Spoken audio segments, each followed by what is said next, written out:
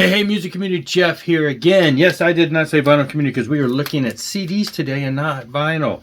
Yeah, I still get CDs occasionally. I just don't always show them, but I'm showing them today because I've gotten some fun stuff in recently. And so these are just recent buys. One or so, a couple of them were triggered by Memorial Day sales through some of the vendors I carry, and some of them are just random pickups from people on Facebook and things like that. But this one, actually, I forget. The other day I got down a rabbit hole, and I know I had heard about this project to a degree, but somehow I ran across it. It's a Japanese-only release. I tracked down and I'm looking at prices, and then I found it on Amazon, and it was a reasonable price. Make-A-Wish by Shortino. This is Paul Shortino, if you're not familiar with Paul Shortino. Got his start mainly in the big world for us in Rough Cut. First couple albums with Rough Cut. He did the Joined Quiet Riot for Quiet Riot's fourth album, one and done. He's went on to do all kinds of other things. He's now in King Cobra.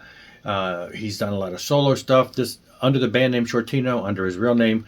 But this album, and I never did stop to look. You can see it's got the OB strip type thing. To look exactly when it happened, handful of years ago. But this is a Las Vegas show that was put on. It's got all kinds of people on here. Carlos Cavazos from Quiet Riot and stuff. Phil Sousa, Peter Baltz from Accept. I mean, it's got all these people from all these different bands. It's got a picture in here too.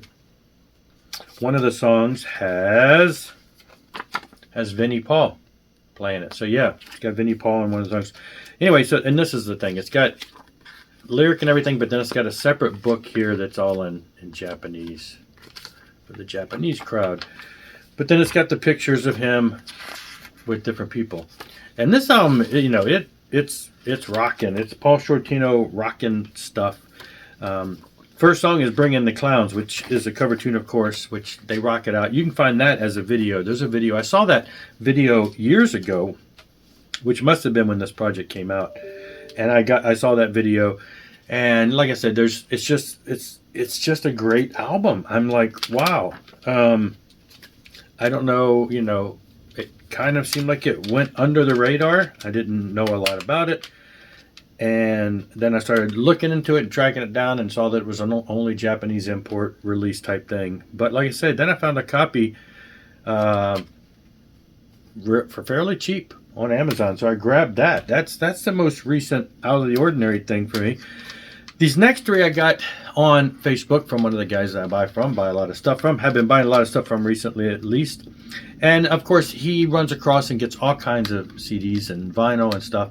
But these are all from the same label, and this is one of those labels. This is Cal Vista label, one of those labels that puts out a lot of what you would call unofficial releases. And I say unofficial, I mean these are not like bootlegs of albums. These are like concerts, stuff like that. Things that are not, necessarily owned by a record label. This one, though, is a little different. This is King Cobra's Unreleased and Rare Tracks.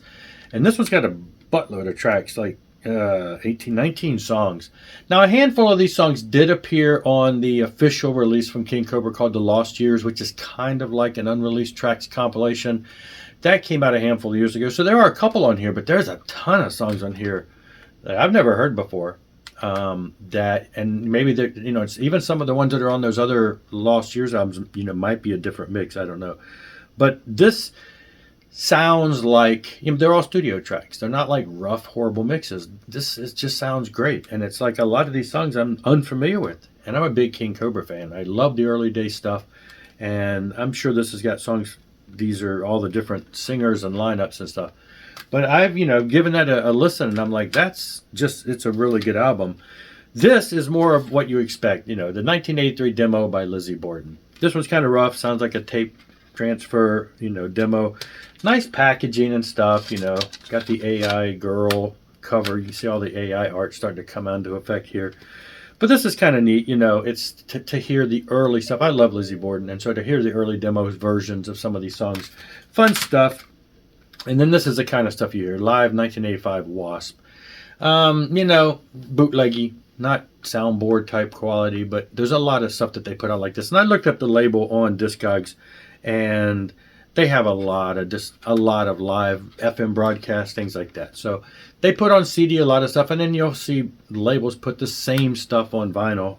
But this particular label focuses mostly on CDs. And I wanted to get something from the early days because this is I saw them in '85, and so this would have been the time, around the time I saw them. Actually, this may have been a little later. They have what's got Blind in Texas. Pretty sure I saw them before their second album came out. I saw them on the first tour when they were with Iron Maiden. Great stuff there. Now, this one comes from a launch into the realm of the Memorial Day sale. Siloam.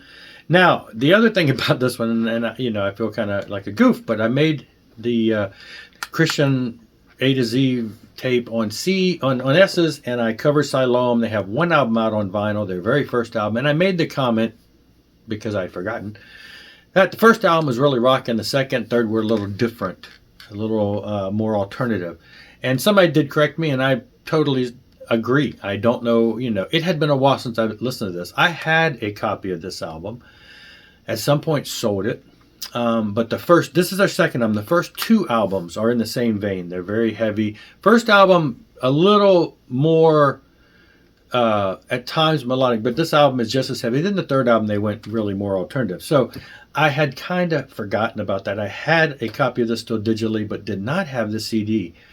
And when I listened to it, I'm like, that was a dumb mistake on my part. It had been a while since I've listened to it. And then I realized I didn't have it for some reason. Probably sold it over the years at some point. And then I realized that it had been remastered as part of their Legends Remastered series from Retroactive like 2 years ago, 2022, I think. And I didn't buy it. I don't know why. So anyway, I went in and picked up a new copy of this because, again, I didn't have it. It is a hard rocking album, one of their best. And so now I have that again. And in the same vein, at the same time I bought that, I picked up Rose Live Intense. Now, a couple weeks ago, I showed the vinyl release of Die Happy's, the Live Intense records, Die Happy recorded live, and I showed the Deliverance one. I mentioned that those had been released on CD back in the day. And they have been. And I had, when I went back, after getting those records, and I went back to pull the CDs, I was going to show them in the video too, and then I realized I didn't have the Rose one. I had all of the other four. Now, the two that we've seen on vinyl are the Deliverance and the Deliverance and the Die Happy. And then Mortal may be coming, and then the Rose is the one I didn't have for some reason. I did not have a copy of this on CD. So I picked this up. And then, of course, a couple weeks ago, I showed the Rose vinyl releases that just came out.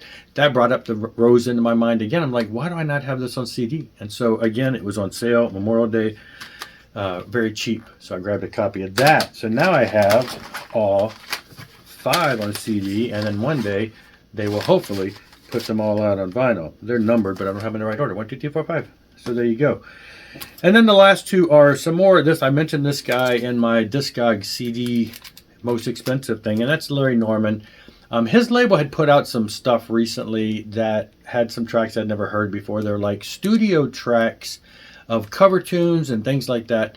They sound really good, and I didn't buy them initially, and then I went the other day to get them, and they had one of two.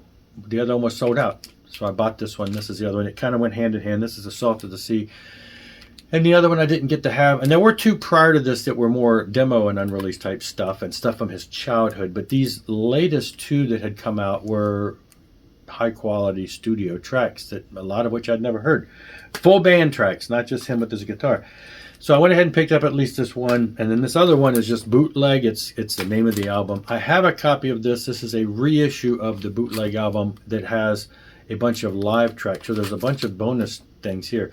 Now I have a copy that they released of Bootleg from his label on CD probably mid 2000-ish, more than 10 years ago. I think it didn't seem like it was too terribly long ago. Double disc that had most of this stuff. It had the release that was basically the one that was out on when it came out back in the 70s. But this one, again, they added the bonus tracks, put it in different packaging. And so I went ahead and picked this up. They've also added to this there's a live track. I have the vinyl of the live track. It's a compilation from a concert festival, a bunch of bands.